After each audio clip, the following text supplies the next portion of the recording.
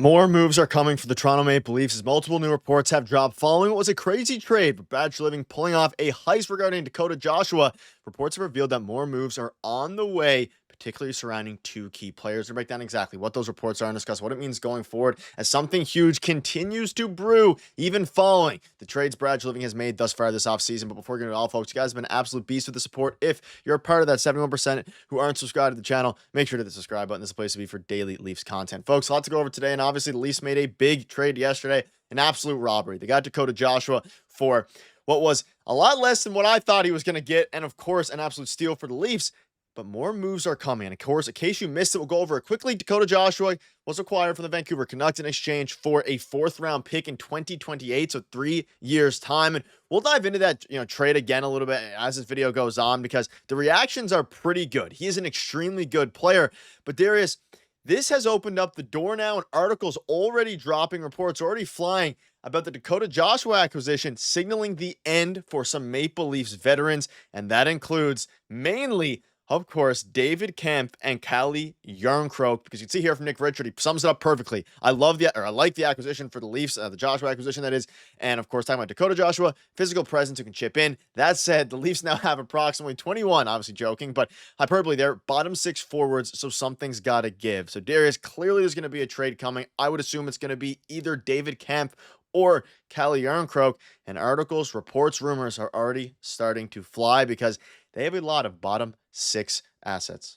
Yeah, they definitely do. And I know a lot of people are making the joke that their entire team is now bottom 6 assets heading into next season, but they do have a ton of them, right? This is not the move. This is not the top 6 move that Brad Treliving was talking about. Dakota Joshua is not going to play top 6 minutes. He's going to play in your bottom 6, and I would imagine on the 3rd line, and he's going to be good at that. I do think he's going to have a better season than he had last year. I talked about it in our initial video when the trade went through. He was diagnosed with cancer last summer and he had to have surgery. So of course, you're probably not going to put together a good season if you miss training camp and you're coming back from surgery, right? So I think he's going to get back to playing the way he was, and he's put together a good career up until this point in terms of Dakota Joshua. But in terms of what's happening with the team, somebody's got to go at this point. They don't have enough cap space now to make a move. So I would imagine make a move for the top 6, of course. Is the plan, like you just saw there, Max Domi in the top 6? I mean, a lot of people are talking about that. We saw that it kind of worked 2 seasons ago when they went into that playoff series against the Boston Bruins. Obviously, they didn't win it, but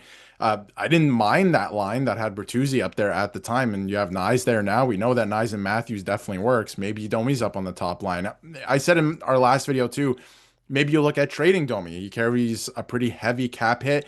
And a lot of people were saying, oh, Darius wants Domi traded. This is a Max Domi jersey. I don't want him traded. This is a Max Domi jersey, this white one on the wall here. So I don't necessarily want him traded. I think that he can play up and down a lineup. He's very versatile. He can play center if you need him to, right? So and again, I don't necessarily personally like people who can play all types of different positions, because to me, it seems like you're probably just average at all of them. But he's kind of that Swiss Army knife. He plays on the edge, right? We all know these things. So I would rather trade somebody else than Max Domi, but I do think it's something that they're at least discussing because he didn't have the best season last year. So something's got to give at this point. Somebody's got to be on the way out, because if they still want to make that move for a top 6 player, they got to make the salary work. You only have $2 million in salary cap space now. Yeah, and obviously these articles are flying. And let's touch on the players who are most likely to be gone here. You mentioned the projected cap space of $2.9 million. There's going to be trades coming. Now, we can touch on some, Calle Jarnkrok versus David Kemp. Now, of course, we know David Kemp, a $2.4 million cap hit. I think he's probably arguably the harder one to move, depending on how things go. Of course, the cap, with it rising, makes the contract a little bit easier to swallow. But regarding Calle Jarnkrok, and let us know down below which out of the two you think is most likely to move and, prefer to move. There's already been articles dropping linking Calle Jarnkrok to a lot of teams for a while, because he's a veteran guy who, despite maybe a lack of performance in the playoffs, has a lot of playoff experience, especially relative to some of the other guys that you can get for cheap here. The Ducks are another team that has been named and linked to Calle Jarnkrok. Of course, we've covered it in the past. I think the Blackhawks, well, there's a lot of random teams out there that have been linked to Calle Jarnkrok, but you can see here, names the Ducks as another option because they have a ton of cap space. So if you're going to get a player now to maybe help play with those young guys and also maybe try to push, again, a veteran bottom 6 player, Jarnkrok is still a very useful player and one that on this team would probably play the 4th line. Of course, this hypothetical here, doesn't have David Kampf in. So you would assume they would trade David Kampf in that scenario. Yeah. Part of me just tells me that I feel like Calle Jarnkrok's the more likely one to be traded, given the fact that I'm not exactly sure how many teams would be super eager to get David Kampf. At the same time, though, Kampf does have some use as well on the PK. But regardless, I mean, most teams that would be interested in Jarnkrok would be interested in Kampf as well. Teams like maybe even, again, the Anaheim Ducks. Teams with excess cap space that are trying to either take a step or, of course, mentor some of the young guys or just provide some stability, because that's not the easiest thing to do anymore in the NHL, given the the cap space in the past. Now that it's, of course, rising, teams are going to be willing to do that more. I think some teams would be interested in David Kampf too, and obviously you bring up the Anaheim Ducks in terms of Calle Jarnkrok. Another team that I think might have interest. Why don't you call the guy who signed him originally with the Toronto Maple Leafs and Kyle Dubas over there in Pittsburgh? Yep. Because they need players too, right? They need to put together some type of roster heading into the season. And obviously injuries happen over the course of a season, so they'll need some NHL players. So why not call Pittsburgh and just be like, just take him. We'll take nothing back. Give us a seventh. Took It all doesn't of them at matter, the right? deadline, so Yeah, exactly. So, figure that out, right? Like try and offload that salary. And I think that Calle Jarnkrok like has good use in the NHL. We saw it. He's a good skater, good motor, right? But he doesn't really produce, especially in the playoffs. Like he hasn't really done anything and hasn't really been noticeable, right? He's not a guy that you notice, especially in these playoff games. At least that's what I see. But in the regular season, could have some use to come into the lineup every now and then. But I don't think you're going to miss him too much. It doesn't make that much of an impact. David Kampf is a good penalty killer, but I think you have a ton of penalty killers now. I think that Nick Waugh can also play on the penalty kill. And when you look at Kampf's cap hit, like a $2.4 million, that is tough to stomach right now for a guy that's not in your depth chart at all. Like when you see it in Puckpedia, didn't play in the playoffs. He played, I think, one game and it was horrible. Yep. So like he just doesn't fit into this lineup anymore. And he's one-dimensional. We talk about one-dimensional players like league wide, and everyone talked about Phil Kessel as a one-dimensional player offensively, right? And some people even say Nylander is, right? David Kampf is one-dimensional the other way. He's just defense, just penalty kill, right? Doesn't offer too much in terms of goal scoring or any of that. He's kind of physical, I guess. Not really, though. So they're filling in the lineup with more guys like Joshua.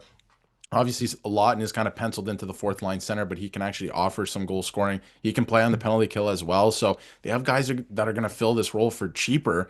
And I just feel like, he's on the way out. They got to free up salary cap space in some way. And these guys haven't really made an impact the last few years. Yeah, I think I would much prefer to keep Calle Jarnkrok. So I'm interested to see what happens value-wise. Again, neither of these guys have really value at this point. It would be a cap dump, right, for the Toronto Maple Leafs, and that's ultimately what it would be. Penguins are a good idea. You look at the lines here. I mean, very interesting lines. Now, this tweet kind of blew up from Banksy, and there's a lot of fans of other teams saying, like, this team is undoubtedly deeper than it was last year. Like, no doubt, much deeper, especially as, at least in my mind, especially as it becomes, especially the roles in the bottom six. We saw last year they were juggling a lot.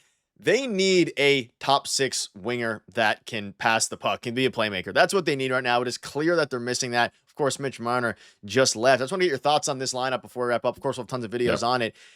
Deeper, that third and fourth line is really, really good, right? Lund, I expect a full bounce back year for him. Lorentz was fantastic. Even that third line, and I think Bobby McMahon, we saw him thrive on the second line last year, at times playing on the first line. Seeing him alongside Joshua and Nicholas Waugh, that could be a very lethal third line, especially when you're going up. It could be a matchup nightmare for other teams, especially given the way Berube plays. And something else not spoken in here is Dakota Joshua is the perfect Craig Berube player. Team is deeper. Now, does deeper mean better? I'm not fully convinced yet because they lost, of course, Mitch Marner, and he is a 100-point player. They have not gotten 100 points back. I'm not going to wait to judge, though, until the trade for a top six winger inevitably, hopefully, happens here in the coming weeks.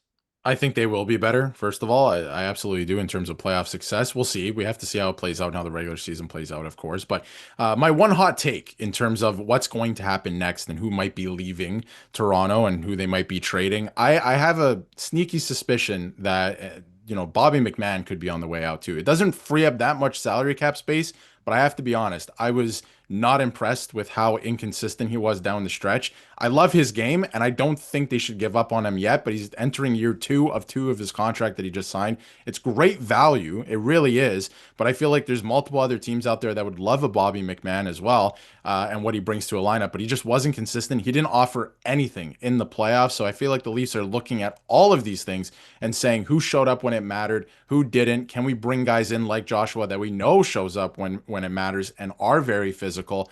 Because to me, like a guy like McMahon, again, I wouldn't give up on him yet, but don't be surprised if he's one of the guys that could be on the way out. Yeah, a lot of players here. Kempf, Yarncroke, Nicholas Robertson, Bobby McMahon, a lot of players here that could be on the way out. And we're talking about, one or the other. There's a world where they trade both Kelly Yarncroke and David Kempf, depending on how they, view things with Nick Robertson as well. Maybe they want more goal scoring in that bottom six, even though they're starting to get some more physicality and even some more goal scoring there in general. They still could use another score. Maybe Nick Robertson has a breakout year with the Leafs. A lot of crazy things going on. We're going to keep you up to date every step of the way. We will also be live tonight, so make sure to stay tuned for that live stream. Thank you guys for watching. See you guys later.